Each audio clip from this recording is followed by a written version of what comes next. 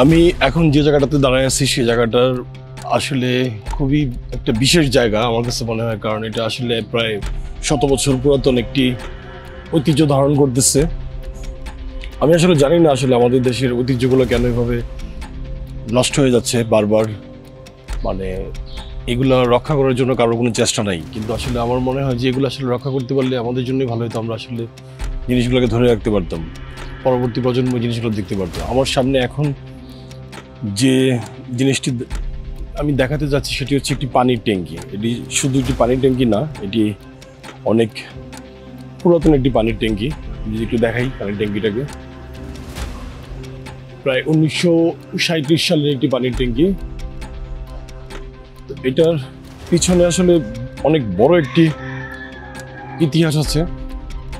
আচ্ছা, আপনাদেরকে বলেছিলাম যে এই টাওয়ারটির পিছনে খুবই একটি মর্মান্তিক আসলে ঘটনা আছে। সেই ঘটনাটি এখন আপনাদেরকে বলছি, পাশাপাশি আমি এই টাওয়ারের আশেপাশে এলাকাটুকু আপনাদেরকে ঘুরিয়ে দেখাচ্ছি।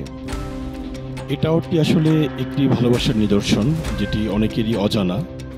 যেখানে ভালোবাসা অমর, সেখানে ইতিহাস থেমে থাকে না, সে তাজমহল হোক কিংবা রাজরাজেশ্বরী ওয়াটার ট্যাঙ্ক। এই টাওয়ারটির আসল নাম হচ্ছে রাজরাজেশ্বরী ওয়াটার ট্যাঙ্ক। তাজমহল একজন সম্রাটের হৃদয় ভাঙা ভালোবাসার প্রতিচ্ছবি। রাজা শাহজাহান গড়েছিলেন এটি তার প্রিয় মমতাজের স্মৃতিকে চিরদিনের মতো ধরে রাখতে। ঠিক তেমনই বাংলার মাটি ময়মনসিংহ শহরের বুকে আরেকজন রাজা সূর্যকান্ত আচার্য চৌধুরী, তিনিও হারিয়েছিলেন তার প্রিয়তমা স্বর্গীয় রাজরাজেশ্বরী দেবীকে। মহারানীর রূপ ছিল এমন যাতে এক ফোঁটা পানীয় জলও খেতে পারতেন না, আর এই তৃষ্ণা নিয়েই বিদায় নেন তিনি। আর এই গভীর ভালোবাসা থেকেই জন্ম নেয় রাজরাজেশ্বরী ওয়াটার ওয়ার্কস। 1890 সালে নির্মিত এই পানির ট্যাঙ্ক ছিল শহরের প্রথম যান্ত্রিক পানীয় জলের উৎস। ব্রহ্মপুত্র নদ থেকে আনা হতো পানি, শোধনের পর তুলে দেওয়া হতো এই ওয়াটার ট্যাঙ্কে।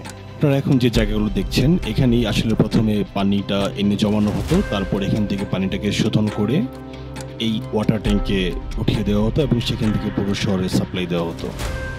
কিন্তু আজ এই ভালোবাসার নিদর্শনের এমন এক নির্মম পরিস্থিতি, যেখানে মানুষ একসময় থেমে থেমে ছবি তুলত, আজ সেখানে পড়ে আছে শুধুই অবহেলা।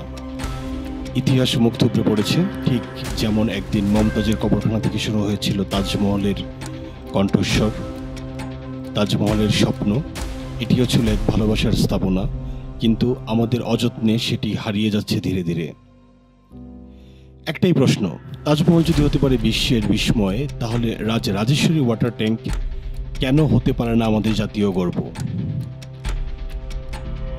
আমি আজকে এই জেলা শহরের এই ময়মনসিংহবাসীদের সবার কাছে একটাই প্রশ্ন করছি যে এই জাতীয় সম্পদটিকে রক্ষা করার জন্য সবাই এগিয়ে আসুন। রাজরাজেশ্বরী ওয়াটার ট্যাঙ্ক আমাদের তাজমহল, একটা পানির ট্যাঙ্কে লুকানো আছে একজন স্বামীর অশ্রুসিক্ত ভালোবাসার কাব্য। এটি আসলে শহরের একদম প্রাণকেন্দ্রে অবস্থিত।